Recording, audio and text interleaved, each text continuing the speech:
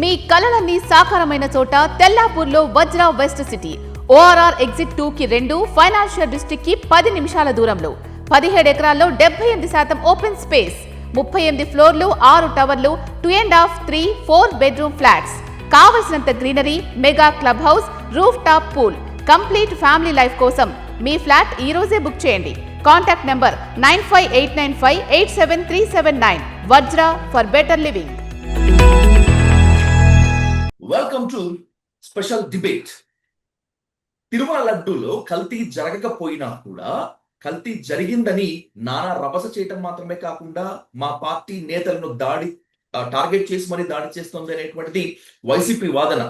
దమ్ము ఉంటే ఎక్కడ కల్తీ జరగలేదో సిట్ దాఖలు చేసినటువంటి ఆ సప్లిమెంటరీ ఛార్జ్ షీట్ పేపర్ ను క్లియర్ కట్ గా బహిరంగపరచండి ప్రజల ముందే అనేటువంటిది కూటమి వాదన. లడ్డూ కల్తీపై ఆరోపణలపై ఈ విధంగా రాజకీయం నడుస్తూ ఉంటే ఆంధ్రప్రదేశ్ లో ప్రజలను కులాలుగా చీల్చేందుకు వైసీపీ ప్రయత్నిస్తోందా? అందుకనే అంబటిని కాపునేతగా ప్రమోట్ చేసేందుకు వైసీపీ శతవిధాలా ప్రయత్నిస్తోందా అనేటువంటి దానిపై ఇన్ డీటెయిల్ గా ఇన్ డెప్త్ గా డిస్కస్ చేద్దాం. Let's invite Shivashankar garu, YSRCP official state spokesperson on to the dial news hot seat with Vijay Sadhu. Sir నమస్తే శివశంకర్ గారు. నమస్తే సాధు గారు, బాగున్నారా? Thank you so much. First time మనం ఇంటరాక్ట్ అవుతున్నాం. First time you are interacting with the dial news audience also. Thank you so much for having you on the dial news hot seat Shivshankar గారు. ఎక్కడ వివాదం ప్రారంభమైందో అక్కడి నుంచే ప్రారంభిస్తాను. తిరుమల లడ్డూలో కల్తీకి సంబంధించి ఆరోపణలు టీడీపీ, జనసేన, బీజేపీ బలంగా తీసుకెళ్తున్నాయి అనేటువంటిది మీ వాదన. జంతు కొవ్వు లేదు అనేటువంటిది మీ వాదన. బాత్రూమ్ కి క్లీనింగ్ కి సంబంధించినటువంటిది మీ వాదన. ఇంతవరకు ఓకే. అసలు లడ్డూలో కల్తీ జరిగిందా లేదా అనేటువంటిది కదా ప్రశ్న. ఇదే గనక ప్రశ్న అయినప్పుడు మీ బాధ్యత ఎలా ఉంటుంది? మీ పార్టీ బాధ్యత ఏ స్థాయిలో ఉంటుంది? నమస్తే అండి సాధు గారు, మీకు అదేవిధంగా డైల్ న్యూస్ వీక్షకులకి అందరికీ కూడాను. ఒకటి, ఈరోజు లడ్డు అనేటువంటిది చాలా పరమ పవిత్రమైనటువంటిది. 120 కోట్ల ప్రపంచంలో ఉన్నటువంటి ప్రతి హిందువు కూడాను వెంకటేశ్వర స్వామి అంటే పరమ భక్తి, భయము, శ్రద్ధలు అన్నీ ఉంటాయి. కానీ అంతకు మించి వైఎస్ఆర్ కాంగ్రెస్ పార్టీ నాయకుడు కావచ్చు, మేము కావచ్చు, వెంకటేశ్వర స్వామి అంటే కనుక అత్యంత భక్తి శ్రద్ధలతో మేము పూజిస్తాం. అటువంటిది ఈరోజు సాక్షాత్తు ముఖ్యమంత్రి స్థానంలో ఉన్నటువంటి వ్యక్తి ఆ లడ్డు గురించి ఎటువంటి ఆధారాలు లేకుండా కేవలము వైఎస్ఆర్ కాంగ్రెస్ పార్టీని ప్రజల్లో నుంచి ఎన్ని వందల వాగ్దానాలు చేసినా, మోసం చేసినా కూడా, సమాచారాన్ని అంతా కూడా విచ్ఛిన్నం చేసినా కూడాను 40% ఓట్ల షేర్ వైఎస్ఆర్ కాంగ్రెస్ పార్టీకి జగన్కు ఉందనే ఉద్దేశంతో చెప్పిన హామీలు అమలు చేయలేక కేవలము ఒక మతాన్ని, వెంకటేశ్వర స్వామి వారిని రాజకీయాల్లోకి తీసుకొని వచ్చేసేసి ఎటువంటి ఆధారాలు లేకుండా, ఎందుకు అండర్లైన్ చేస్తున్నారంటే ఈ పదాన్ని, ఏదైనా ఒక విషయం చెప్పేటప్పుడు ఇన్వెస్టిగేషను, సాక్ష్యాధారాలు తీసుకొని వచ్చేసి ఒకటి మాట్లాడతాం.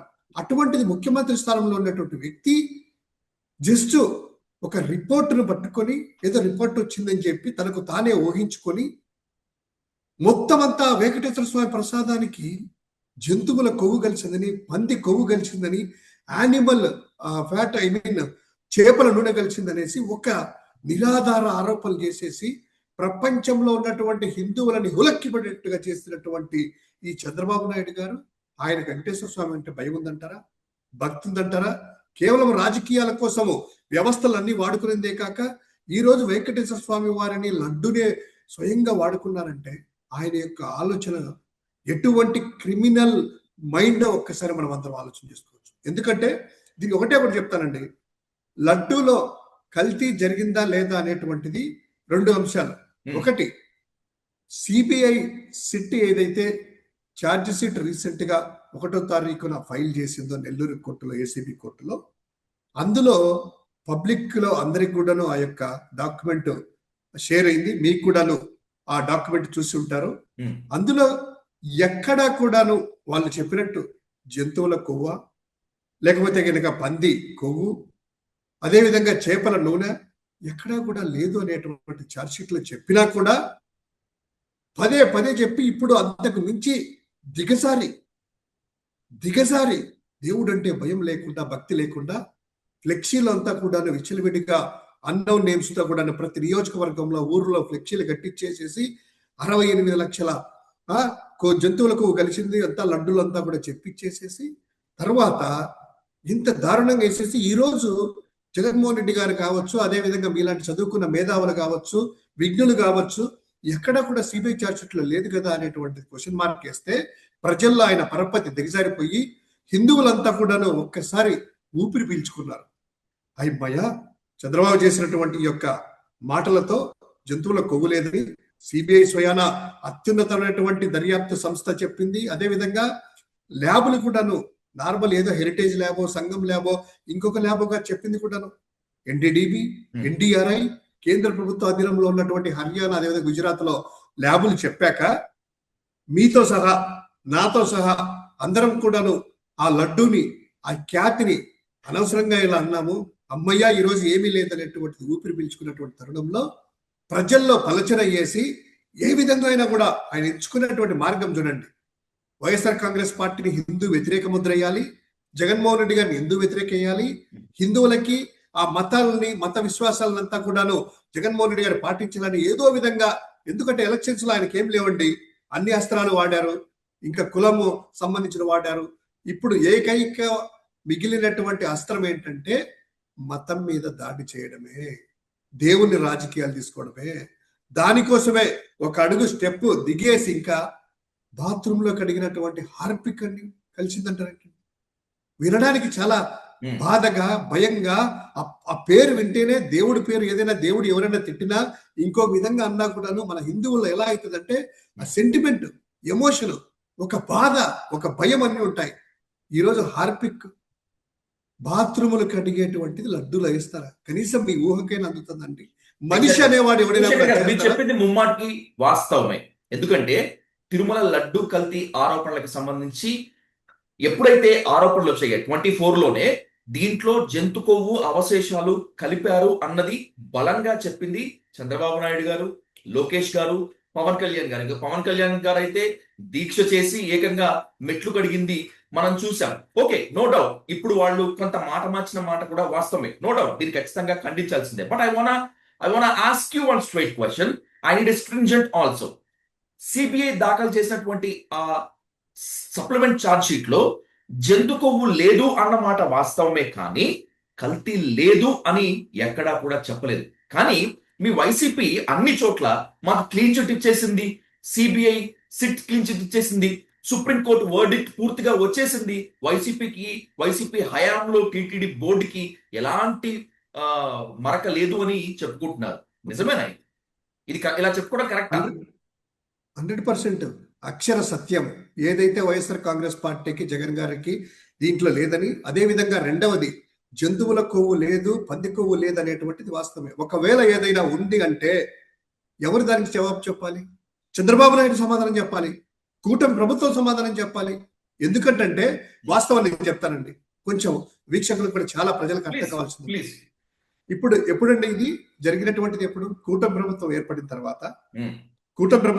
తర్వాత ఈ యొక్క లడ్డులకు సంబంధించినటువంటి నెయ్యిల్ని ఎప్పుడండి? 2024 జూన్ 12, అంటే వాళ్ళ ప్రభుత్వం వచ్చిన తర్వాత చెప్తున్నాను.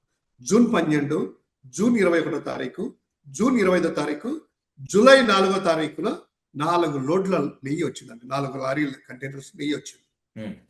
టిటిడి రోబస్ట్ ఉంది కదా, అక్కడ ల్యాబొరేటరీ సంస్థ టెస్ట్ చేసింది. 4 లారీలు సక్రమంగా ఉన్నాయని చెప్పింది. లోపలికి వెళ్ళాయి, లడ్డూలో వాడారు, ఇటువంటి ఇష్యూ లేదు. తర్వాత 2024 జూలై 6వ తారీఖున 2 ట్యాంకర్లు వచ్చాయి. జూలై 12న మరో ట్యాంకర్ వచ్చింది, 2 ట్యాంకర్లు వచ్చాయి. ఎప్పుడు? 2024 జూలై 6వ తారీఖున 2 ట్యాంకర్లు, జూలై 12వ తారీఖున 2 ట్యాంకర్లు వచ్చాయి. వచ్చిన తర్వాత యథావిధిగా ఆ రోబస్ట్ టెస్టింగ్ మెథడాలజీ ప్రకారము ఆ 4 ట్యాంకర్లని టిటిడి టెస్ట్ చేసింది.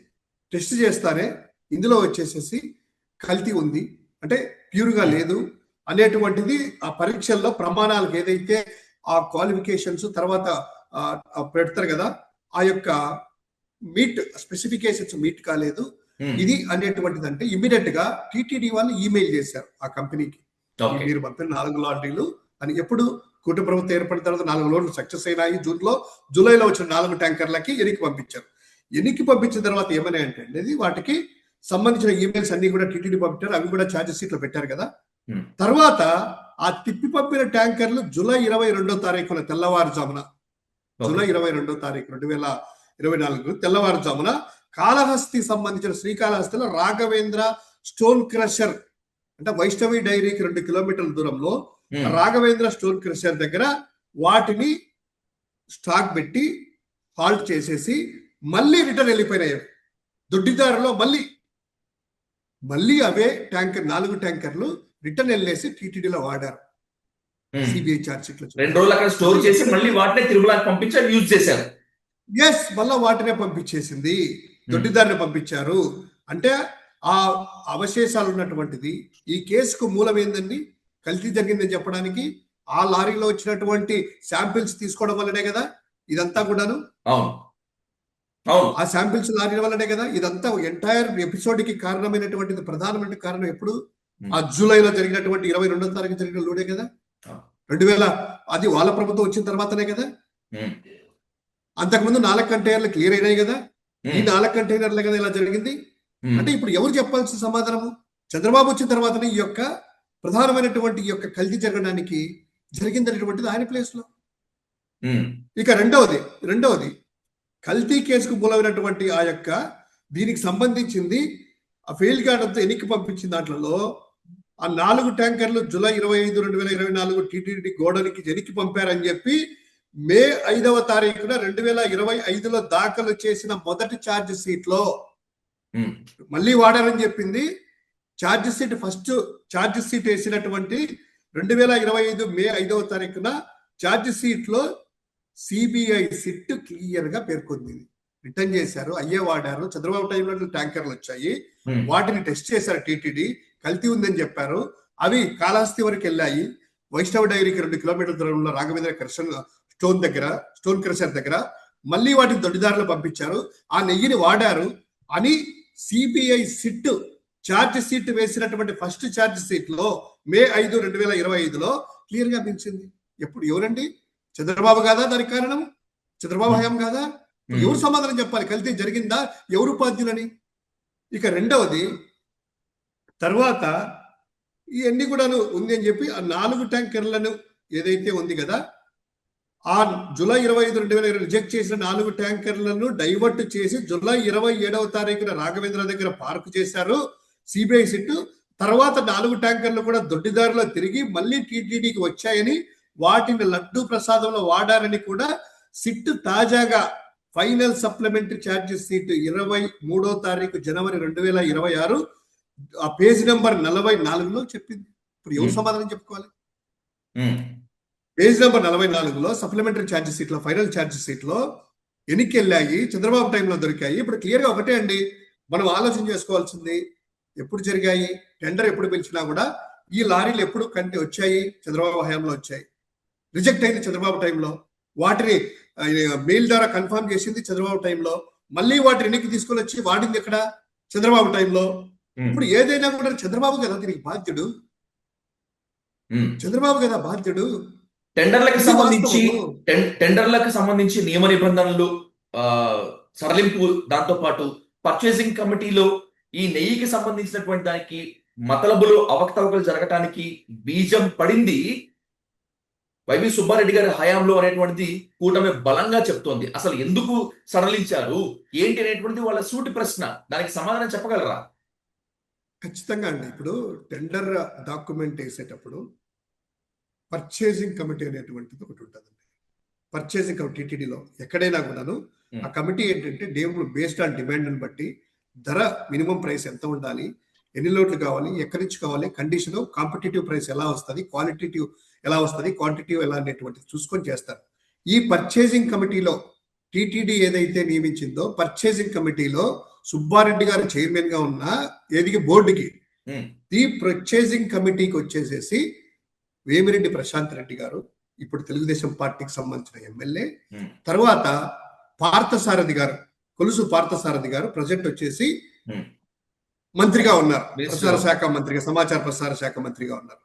అంటే దీనికి సంబంధించింది ఏదైనా కూడాను కమిటీ, పర్చేజింగ్ కమిటీ ఏదైతే అప్రూవల్ ఇస్తుందో దానికి సంబంధించిన బోర్డులో ఆమోద ముద్ర పడుతుంది అధికారుల సమక్షంలో ఇదంతా కూడాను. అంటే ఇప్పుడు వేమిరెడ్డి ప్రశాంత్ రెడ్డి గారికి సంబంధం లేదా, పార్థసారథి గారికి సంబంధం లేదా? పక్కనే పెట్టుకున్నారు కదా, మొన్న కూడా పార్థసారథి గారు పక్కనే పెట్టుకున్నప్పుడు పర్చేజింగ్ కమిటీలో ఇలా చేశారు ఇలా చేశారు అన్నప్పుడు పక్కన మరి పార్థసారథి గారిని అడగచ్చు కదా, నువ్వు పర్చేజింగ్ కమిటీలో ఉన్నా కదయ్యా, ఆయన బాధ్యుడు కదా. అంటే సుబ్బారెడ్డి గారు ఒకటే అండి, సుబ్బారెడ్డి గారు తప్పు చేశారు, వైసీపీ నేతలు తప్పు చేశారు అంటే వీళ్ళిద్దరు కూడా తప్పు చేసినట్టే కదా, వాళ్ళిద్దరు ఎందుకు తప్పు చేయడం అవుతున్నట్టు మీ క్వశ్చన్. పర్చేజింగ్ ఒకటండి, ఇప్పుడు అశోక్ సింఘాల్ గారు ఉన్నారు, అశోక్ సింఘాల్ గారిని తప్పించారు. ఎందుకు తప్పించారు అశోక్ సింఘాల్ గారిని? ఛార్జ్ షీట్ ఎందుకు చెప్పింది? తప్పు చేశారనే కదా. సిబిఐ తప్పించమని చెప్పింది కదా. అశోక్ సింఘాల్ బాస్ ఎవరండి? అప్పుడు 2018లో ఇదో అశోక్ సింఘాల్ ఉన్నప్పుడు ఇదే బోలేబాబా డైరీ వైష్ణవ్ డైరీలుగా ఉన్నప్పుడు వాళ్ళనే వెళ్ళేసి ఆ బోలేబాబా డైరీ దగ్గరికి వెళ్ళేసేసి 5 మంది కమిటీ వెళ్ళేసి కమిటీ ఓకే అని చెప్పిన తర్వాత వాళ్ళకి ఆర్డర్లు ఇచ్చారు. మరి అప్పుడు అశోక్ సింఘాల్ అనేటువంటి వ్యక్తి ఇలా ఉన్నారు, ఇన్వాల్వ్ అయ్యారని ఈ రోజు సిబిఐ పక్కన పెట్టమని. అంటే సిబిఐ అశోక్ సింఘాల్ బాస్ ఎవరు? చంద్రబాబు కదా. మరి చంద్రబాబు ఎందుకు పక్కన పెట్టలేదు ముఖ్యమంత్రి పదవి నుంచి? మీకు నేను అడిగిన క్వశ్చన్ మీకు కరెక్ట్ గా కన్వే అవ్వలేదు శివశంకర్ గారు. తప్పు చేసినట్లు ఆరోపణలు మొత్తం పూర్తిగా వైసీపీలోనే చేస్తున్నారు. ఆనాడు వైసీపీలో ఉండి ఇప్పుడు టీడీపీలో ఉన్నటువంటి పార్థసారథి, వేమిరెడ్డి ప్రశాంత్ రెడ్డిని ఎందుకు మీరు కార్నర్ చేయట్లేదు, ఎందుకు ప్రొటెక్ట్ గార్డ్ గా ఉంటున్నారు అనేటువంటిది మీ ప్రశ్న కదా. I right? ఒకటండి, నేను చెప్పేది ఏంటంటే అసలు మా హయాంలో జరగలేదు. ఒకవేళ జరిగి ఉంటే మీరు అన్నట్లు పర్చేజింగ్ కమిటీ పక్కన మీరే ఉన్నారు కదా, పర్చేజింగ్ కమిటీనే మెయిన్ చేశారన్నారు కదా, పర్చేజింగ్ కమిటీలో మీరు నిజంగా కల్తీ జరిగిందని మీరు ఆరోపణలు చేస్తున్నారు కదా. అలాంటప్పుడు వేమిరెడ్డి ప్రశాంత్ గారిని ఎమ్మెల్యే పదవి నుంచి బర్తరఫ్ చేయండి, పార్థసారథి గారిని మంత్రి పదవి నుంచి బర్తరఫ్ చేసేసి ఎమ్మెల్యే చేయండి. అదే అంటున్నాను. అదే ఎగ్జాక్ట్ గా ఏంటంటే కేవలం ఒక మతం మీద రాజకీయం చేద్దాం, అక్కడ ఏమి జరగలేదు. దొరికింది ఇప్పుడు చంద్రబాబు క్లియర్ కట్ గా సిబిఐలో నెక్స్ట్ చేసిన కోర్టులో కూడా జరిగేది ఏంటంటే దీనికి ఆజ్యము పూజ్యం అంతా కూడాను మీ హయాంలో వచ్చింది కదా. ఒకవేళ కంప్లీట్ గా నెయ్యి కల్తీ అయింటే మీ హయాంలోనే జూన్ లో 4 మీరు ముఖ్యమంత్రిగా ఉన్నప్పుడే 4 కంటైనర్లు ఎందుకు పాస్ అయినాయి, ఈ 4 ఎందుకు ఫెయిల్ అయినాయి, 4 ఫెయిల్ అయినట్టు ఎందుకనికి పంపించారు, మళ్ళీ అవే ఎందుకు తీసుకొని వచ్చారని చెప్పి రేపు కోర్టులో కూడా చంద్రబాబు దోషుగా నిలబడిపోతున్నారు. చంద్రబాబు ప్రభుత్వం దోచుకొని నిలబడుతుంది. ఎలా వాడతారు 4 కంటైనర్ల నెయ్యి? ఎలా వాడతారు? అసలు రిజెక్ట్ చేసిన నెయ్యి దొడ్డిదారులు ఎలా వాడారు? ఛార్జ్ షీట్ కూడా క్లియర్ సిపిఐ పెట్టింది. రేపు కోర్టులో దాఖలు చేసినటువంటి ఛార్జ్ షీట్ లో జంతు కొవ్వు లేదు, కలవలేదు అన్నమాట వాస్తవమే, ఒప్పుకుంటాను. కానీ మీరు తెలివిగా మీరు టాపిక్ డైవర్ట్ చేస్తారు, మీరు కానీ మీ పార్టీ నేతలు కానీ శివశంకర్ గారు. వైసీపీకి కానీ ఆ హయాంలో ఉన్నటువంటి దానికి క్లీన్ చిట్ ఇచ్చిందా? సింథటిక్ తోటి కెమికల్స్ తోటి నెయ్యి తయారు చేశారు అని ఛార్జ్ షీట్ క్లియర్ కట్ గా చెప్పింది కదా. ఎందుకని మీరు దీనిపై మాట్లాడటం లేదు? అర్నబ్ గోస్వామి నుంచి మిగతా మీడియా మొత్తం అంతా కూడా, నేను టీడీపీ అనుకూల మీడియా గురించి మాట్లాడటం లేదు, నార్త్ మీడియాలో కూడా you have to stand and you have to say sorry to the శ్రీవారి డివోటీస్ అని చెప్పి నార్త్ మీడియా కూడా గగ్గోలు పెడుతున్నప్పుడు ఎందుకు ఆ అడల్ట్రేషన్ మీద, కల్తీ మీద మీరు ఎందుకు మాట్లాడటం లేదు? క్లీన్ చిట్ ఇచ్చినందుకు ప్రచారం చేసుకుంటున్నారు. ఒకటి సారీ గారు, ఇప్పుడు మనం చూడాల్సింది ఏంటంటే అజంప్షన్ మీద నార్త్ మీడియాను డైవర్ట్ చేసి ఉండొచ్చు కొంచెం పెయిడ్ గా, ఇంకోటిగా థింక్ చేయండి లాజికల్ గా. మనం అజంప్షన్ మీద ఒక జడ్జిమెంట్ కు కన్క్లూజన్ కి రాకూడదు. ఇంతకు ముందు గతంలో దొరికినటువంటిది లడ్డూలో ఏదైనా కూడాను వాళ్ళు అన్నట్లు ఎక్కడైనా శాంపిల్స్ తీసుకొని అప్పుడు ఏమన్నా అవి ఉన్నాయా, ఇప్పుడు వాడారా? ఏదైతే ఇప్పుడు రిజెక్ట్ చేసిన వాటిలో మళ్ళీ వీళ్ళు వాడారు కదా, వీళ్ళు కదా తప్పు చేసింది. మన అజంప్షన్ ఈ రోజు తప్పు జరిగింది కాబట్టి గత 5 ఏళ్ల నుంచి ఈడున్నాడు కాబట్టి మొత్తం జరిగింది అనేటువంటిది అజంప్షన్కి వెళ్తా ఉంటారు. అజంప్షన్ మీద నడుస్తా ఉంది. చంద్రబాబు నాయుడు గారు ఏంటంటే కనుక తను అడ్డంగా దొరికిపోయి ఏదో జగన్మోహన్ రెడ్డి గారి మీద ఆ రోజు ఏదో ఒక మాట అంటే కనుక పూర్తిగా ఇంతవరకు వస్తుంది అనుకోలే. ఆయన ఏమనుకున్నానంటే గోదావరి పుష్కరాల్లో 27 మంది 29 మంది చనిపోయినా కూడా ఒక కమిషన్ వేసేసి చంద్రబాబు సంబంధం లేదని ఇచ్చినట్లు, లేకపోతే కాపు కమిషన్ ఏదైనా వేసినా కూడా అబ్బో చంద్రబాబు గారు చేసి వేసినట్టు, ఆ విధంగా ఈయన సిట్టు తన మనసులతో ఏడ్చుకొని జగన్మోహన్ రెడ్డి గారి మీద ఏదో వేద్దాం, ఇరికిద్దాము, ఒక మతం మీద దెబ్బతిద్దాము, జగన్మోహన్ రెడ్డి గారిని హిందువులకి దూరం చేద్దాము, ఏదైనా సెంటిమీటర్ వాడుకోవాలనేసి ఆయన పన్నాకం పన్నాడు. కానీ తాను ఒకటి తెలిస్తే దైవం ఒకటి తెలిసినట్టు వెంకటేశ్వర స్వామితో కదా పెట్టుకునింది ఆయన. ఇమ్మీడియట్ గా సుబ్బారెడ్డి గారు ఏం చేశారు, సుబ్రహ్మణ్య స్వామి లాంటి వాళ్ళంతా కూడా హిందూ భక్తులంతా కూడా సుప్రీంకోర్టులో కేసు వేశారు. సుప్రీంకోర్టు ఏం చెప్పింది, ఇమ్మీడియట్ గా అట్లాంటి నిరాధార ఆరోపణ చేయొద్దు, కొవ్వు కలిపింది చేసి సెటప్ అని చెప్పిందా లేదా? ఇమ్మీడియట్ చెప్పిన తర్వాత సిబిఐతో ఒక విచారణ చేద్దామని చెప్పింది. సిబిఐతో విచారణ చేద్దామని చెప్పింది. సిబిఐలో అంటారు చంద్రబాబు ఏం చేశారు, గజ గజ గజ వణికిపోయారు. వణికిపోయి ఏం చేశారు, స్టేట్ నుంచి కూడా కొంతమంది ఉండాలి అధికారులు.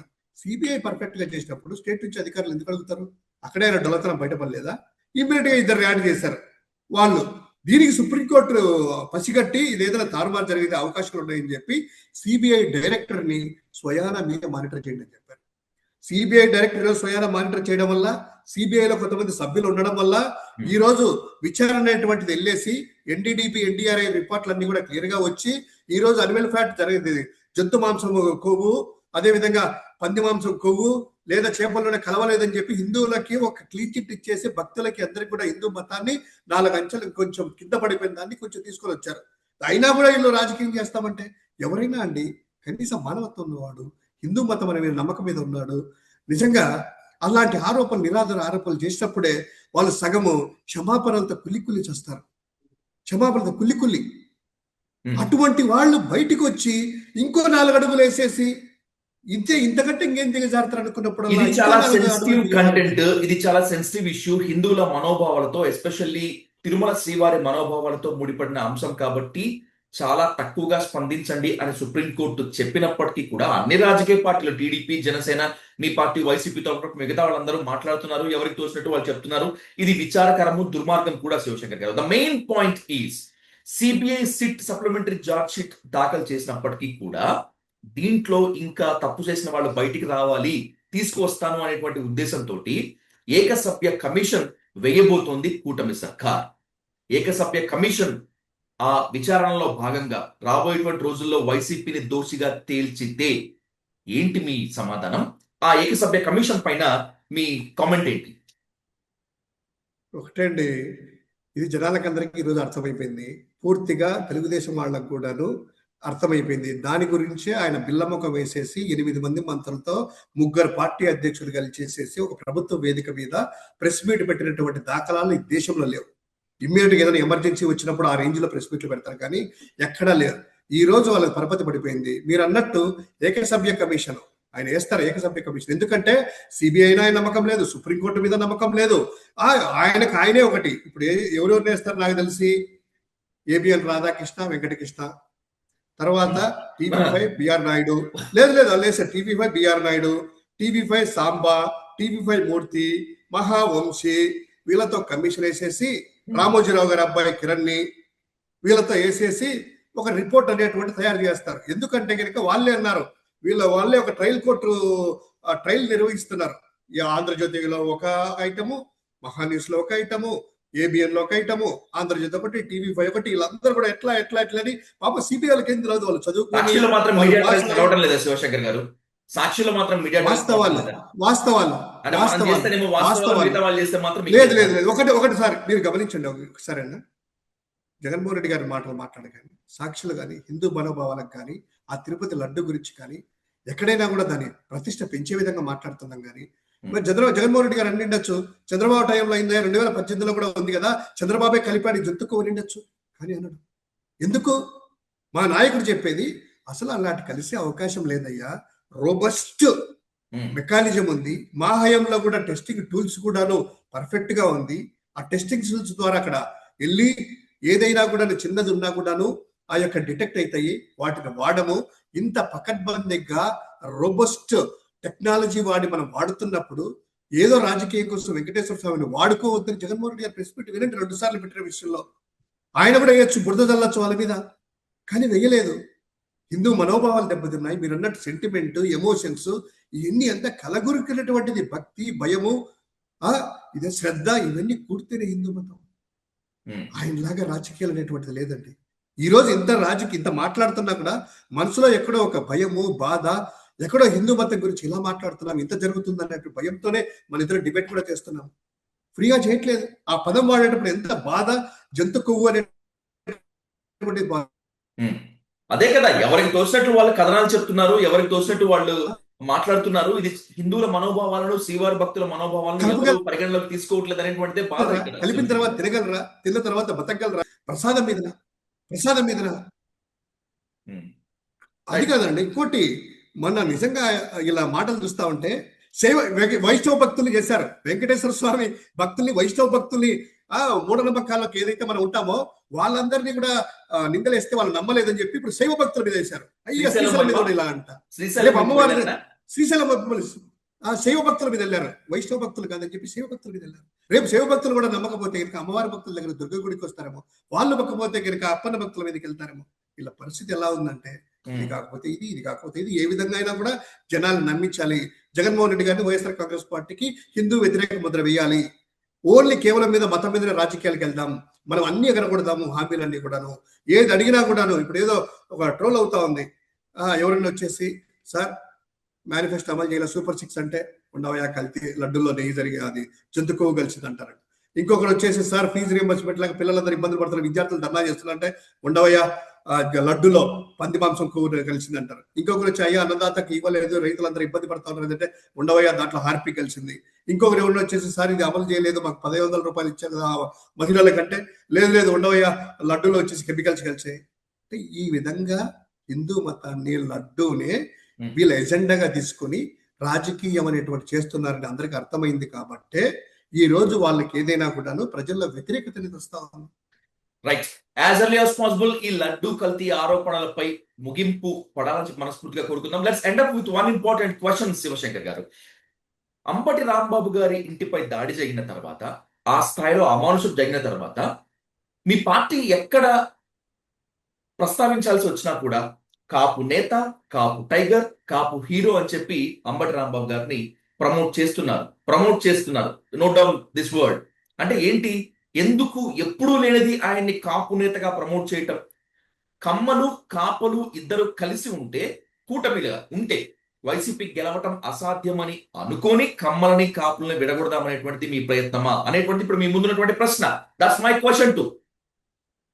ఒకటి సాధు గారు, ఎవరు అవునన్నా కాదన్నా అంబటి రాంబాబు అనేటువంటి వ్యక్తి టైగరే. ఆయన్ని ట్రోల్ చేసినా, ఇంకోటి చేసినా కూడాను కాపు నాయకుల్లో ఎందుకు ఆయన కాపు నాయకుడు మొదటి నుంచి కూడా చెప్తాను. వంగవీటి రంగా గారికి ప్రధానమైనటువంటి అనుచరుల్లో టాప్ 2లో అంబటి రాంబాబు గారు ఉంటారు. రెండవది ముద్రగడ పద్మనాభం గారు ఏ విధంగా ఉన్నారో, తర్వాత అంబటి రాంబాబు గారు ఆయన మాటల వల్ల ఎక్కడంటే ఆయన వైఎస్ఆర్ కాంగ్రెస్ పార్టీకి, జగన్మోహన్ రెడ్డి గారికి, అంతకుముందు కాంగ్రెస్ పార్టీ రాజశేఖర రెడ్డి గారికి ఆ లాయల్ అటువంటి అనుచరుడు, అటువంటి మిత్రుడు, స్నేహితుడు. సో ఈ రోజు అంబటి రాంబాబు గారిని ఎందుకు వాళ్ళు ఈ విధంగా దాడులు చేస్తున్నారంటే, వాళ్ళు ఎంత అరాచకాలు చేసినా, ఎంత అణిచివేయాలన్నా కూడాను, నాకు తెలిసి ఈ రోజు తెలుగు రాజకీయాల్లో కాదు, తమిళ రాజకీయాలు ఎక్కడైనా కూడా దేశంలో ఒక పార్టీ ప్రతినిధిగా అన్ని ప్రెస్ మీట్లు కానీ, అంత వాయిస్ కానీ వినిపించినటువంటి ప్రతినిధి ఏ పార్టీలోనూ కూడా ఉండబోరు. మీరు కాల్కులేట్ చేసుకొని కౌంట్ చేసుకోండి. ఏదో విధంగా ప్రతి అంశం మీద స్పందించేసి ప్రభుత్వం వ్యతిరేకించినా, అదే విధంగా ప్రజలతో పోరాడినా కూడా ఈ రోజు రాంబాబు గారిని ఎందుకు టార్గెట్ చేస్తున్నారు? పవన్ కళ్యాణ్ గారు ఫెయిల్ అయ్యారు కాపుల యొక్క మనం ఫుల్ఫిల్ చేయడంలో, వాళ్ళ ఆస్పిరేషన్స్ ఫుల్ఫిల్ చేయడంలో. చంద్రబాబు నాయుడు గారికి పూర్తిగా తొత్తుగా మారారు. ఆల్టర్నేటివ్ గా మన కాపులకు ఏదైనా కూడా ఉన్నా కూడా వైఎస్ఆర్ కాంగ్రెస్ పార్టీలో అదేవిధంగా రాంబాబు గారు లాంటి నిజాయితీగా అక్కడ ఉన్నారు. వాళ్ళు ఏదైనా కూడా పోరాడారు. ముద్రగడ పద్మనాభం గారు పోరాడారు. ఆయన లాస్ట్ కి పేరు కూడా ఓడిపోతే కనుక పద్మనాభరెడ్డిని పేరు పెట్టుకున్నారు. అంటే నికార్స్ అయినటువంటి మాట ఇచ్చిన మన కోసము, మన కులం కోసము, మన కోసము కాపాడేటువంటి వ్యక్తుల్లో అంబటి రాంబాబు గారు ప్రథమంగా ఉంటారనేటువంటిది కాపు నాయకులే. ఈరోజు నిన్న కూడా 2000 మంది దగ్గర విశాఖపట్నం, శ్రీకాకుళం నుంచి వచ్చి మన శనివారం రోజు అనుకుంటాను వచ్చి పూర్తిగా సంఘీభావం తెలిపెళ్ళారు. ఇప్పుడు కాపు సంఘాలు అయితేనే అందరూ కూడాను ఆ వ్యక్తిని ఏమన్యాయం చేశాడని మీకు అందరికి కూడాను నిజంగా కేసులు పెట్టొచ్చు కదా. తప్పు మాట్లాడింటే కనుక పశ్చాత్తాపడ్డాడు, కానీ కేసులు పెట్టదు. కానీ ఏ విధంగా అయితే కాపులంతా కూడాను ఈ గొడుగు కిందికి వచ్చేసి రాంబాబు గారిని అభిమానిస్తున్నారో, పవన్ కళ్యాణ్ ఏదైతే ఆయన చెప్పినటువంటి కాపులకి వాళ్ళ ఆస్పిరేషన్స్ ఫుల్ఫిల్ చేయట్లేదో, ఆల్టర్నేట్ గా రాంబాబు గారు ఎదుగుతున్నారు అనేటువంటి ఉద్దేశంతో కదా ఈరోజు రాంబాబు గారి మీద దాడులు, అన్యాయంగా దాడులు కదా. ఈరోజు మరీ ఇంకొక తెగించి ఈరోజు 36 కేసులు పెట్టారు ఆయన మీద. 36 కేసులు పెట్టి మొన్న ప్రభుత్వ మెడికల్ కాలేజీలకు అగెనిస్ట్ గా ఆందోళన చేస్తే ఆ రోజు ఒక కేసు బుక్ చేశారట. ఈ రోజు ఆ కేసు ఓపెన్ చేసేసి పీటీ వారెంట్లో ఆయన మళ్ళా ఎక్కడ బెయిల్ మీద బయటకు వస్తాడని చెప్పి ఉద్దేశంతో 14 రోజులు రిమాండ్ ఈరోజు కోర్టుకు తీసుకొని వచ్చారు. ప్రతి ఊర్లో కేసులు పెడుతున్నారు. మన కదిరిలో పెట్టారు, ఇక్కడ పెట్టారు, విజయవాడ, శ్రీకాకుళం అంతా కూడాను రాష్ట్రంలో అంతా కేసులు పెట్టించేసి ఆయన గొంతు నొక్కాలనే కదా, ఆయన లోపల పెట్టాలనే కదా. అంత కక్ష సాధింపు అవసరమా? మన పవన్ కళ్యాణ్ గారు చెప్పొచ్చు కదా, ఆయన మాట్లాడిన దానికి పశ్చాత్తాపడ్డాడు, సరే దాని లా ప్రకారము కేసులు పెడతామని చెప్పి పెట్టచ్చు కదా. ఇంటి మీద దాడులు ఏంటండి? నిజంగా చనిపోయేవారే, చంపేసిండే వాళ్ళు ఆయన్ని. ఆయన అదృష్టం బాగుండి ఆయనకు వెంకటేశ్వర స్వామి దీవెన నుండి ఆ స్వామి వారికి అదే రోజు మంచి జరగాలని, చెడు బుద్ధికి వీళ్ళకు క్షమాపణలు చెప్పాలి చంద్రబాబు, వాళ్ళకు మంచి బుద్ధి ప్రసాదించాలి, చెడు బుద్ధి పోయి అని చెప్పి చేసినటువంటి ఆ వెంకటేశ్వర స్వామి ఆశీస్సులు ఉండబట్టే ఆయన ఆ రోజు బతికి బట్టగట్టగలిగారు. ఆ కారు మీద పెట్రోల్ బాంబులు అదిను నిజంగా ఎక్కడైనా ఉందండి? ఎవరు అవునన్నా కాదన్నా కూడా అంబటి రాంబాబు గారు కాపు టైగరే. ఆయన మీరు చెప్పింది ప్రకారం చూసుకుంటే టీడీపీలో కానీ మిగతా వాళ్ళు కానీ కాపు సంఘాల్లో కొంతమంది కానీ ఒక దారుణమైన కామెంటే చేస్తున్నారు. దారుణం అనేటువంటి వర్డ్ వాడుతున్నాను. వాళ్ళు ఏమంటున్నారంటే శివశంకర్ గారు, వైసీపీలో ఉన్న వాళ్ళు ఎవరు కాపులు కాదు, కాపు నేతలు కాదు, అసలు ఒరిజినల్ కాపులు, కాపు నేతలు వైసీపీలో ఉండరు అని చెప్పి అంటున్నారు.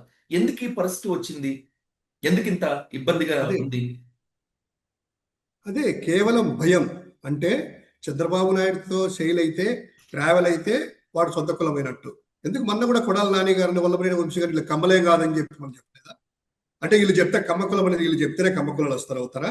ఎవరు టీడీపీ ఏమైనా భారత రాజ్యాంగమా లేదా పార్లమెంట్ రాష్ట్రపతి? వాళ్ళు ఏమైనా ఈ కులం మారుస్తాం, ఈ కులంలో మారుతాం, వీళ్ళని అనేటువంటిది ఒక రాజ్యాంగ సంస్థన? అంటే వాళ్ళకి ఎవరైతే నచ్చలేదో, జగన్మోహన్ రెడ్డి గారు కూడా రెడ్డి కాదని ఒక ఎడారి రెడ్లని ఒకడు పోస్ట్ బుక్ లో పెడతాడు, ఎడారి కాపులు అనేసి ఒకరు పెడతారు. ఈ కాపులు అంబటి రాంబాబు వీళ్ళందరినీ కూడా కాపులే కాదు వీళ్ళందరూ కూడా అంటారు. అంటే కాపులు మీద తిరుగుతూనే కాపులా? అంటే మీద తిరుగుతూనే మాదిగలు అవుతారా? మీతో తిరుగుతూనే మాలలు అవుతారా? మీతో తిరిగితే రెడ్లు అవుతారా? అంటే చంద్రబాబుకి అడుగుకు మడవ నొక్కితేనే వాళ్ళు ఆ కులం వాళ్ళు అవుతారు. లేకపోతే కనుక కొడాలి నాని, వల్లభనేని వంశీ, అంబటి రాంబాబు, పేరు నాని గారు, మన రంగా గారు, డికార్సన్ రంగా గారి వాళ్ళ తమ్ముడు కొడుకు ఎవరైనా వంగవీటి నరేంద్ర గారు, వీళ్ళందరూ కూడా కాదంట. వంగవీటి నరేంద్ర గారు, వంగవీటి కుటుంబం కంటే కాపులు, బలమైన కాపులు, నికార్సిన కాపులు ఈ రాష్ట్రంలో ఉన్నారంటారా? దాస నారాయణరావు గారు ఏ రోజు కూడా తెలుగుదేశం వైపు కూడా చూడలేదు. అంతెందుకండి, చిరంజీవి గారే ఒక సొంత పార్టీ పెట్టుకుంటే ఇది కాపే కాదని చెప్పి చిరంజీవి గారు జెండా పీకేంతవరకు ఎల్లో మీడియాలో రాశారు. చిరంజీవి గారు పవన్ కళ్యాణ్ గారి తల్లిని కూడా సొంతంగా పెట్టి చంద్రబాబు విమర్శిస్తే పవన్ కళ్యాణ్ గారి తల్లినే వీళ్ళు ఎల్లో మీడియా తెలుగుదేశం వాళ్ళు మాట్లాడినారు. ఇదే పవన్ కళ్యాణ్ గారిని అసలైన కాపులని వీళ్ళు అంటున్నారు కదా ఈ రోజు. అదే పవన్ కళ్యాణ్ గారిని, చిరంజీవి గారిని బాలకృష్ణ గారు ఏమన్నారు? అలగారి జనం అని చెప్పి వాళ్ళు తిట్టారు. అంటే మన మెంటల్ కండిషన్ ఎలా ఉందో చూసుకోండి. ఒక ఫ్యాసిస్ట్ లాగా తయారవుతా ఉన్నారు, ఇంత దుర్మార్గంగా తయారవుతున్నారు. కులాలను గౌరవించడం కానీ, మతాలను గౌరవించడం కానీ, హిందూ మతం అంటే భక్తి కానీ, గౌరవం కానీ, అదేవిధంగా వ్యక్తులంటే పెద్ద చిన్న అనేటువంటిది ఎక్కడ కూడా ఏమీ ఉండదు. హింస హింస హింస, దౌర్జన్యం, గుండాయిజం, అరాచకాలు, రేపులు.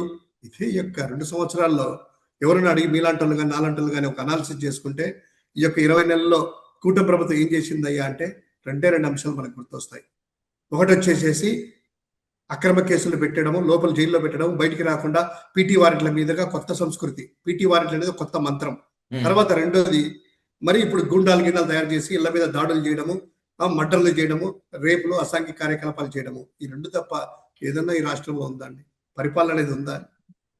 ఎవరు పరిపాలన చేస్తున్నారో, ఎవరు మంత్రో, ఎవరో ఏంటో కూడా తెలియదు. హోంమంత్రి ఏమో బాగాలేదని పవన్ కళ్యాణ్ గారు ల్యాండ్ ఆర్డర్ చేతులకు ఆయన తీసుకుంటారు. ఇండస్ట్రీ మినిస్టర్ ఉంటే ఇండస్ట్రీ మినిస్టర్ సంబంధం లేకుండా లోకేష్ గారు వెళ్తారు. ఏ కార్యక్రమం అయినా కూడా లోకేష్ గారు ఫోటో పెడతారు. ఉప ముఖ్యమంత్రి ఫోటో కూడా ఈ మధ్య తీసేశారు. మన 2-3 చూసేస్తే అంటే ఒకటి ఏ విధంగా జరుగుతుంది కాన్స్టిట్యూషన్ అనేది కానీ ఇంకోటి కానీ ఎక్కడైనా కూడా ఉందంటారా? నిజంగా చాలా దుర్మార్గంగా లేదా?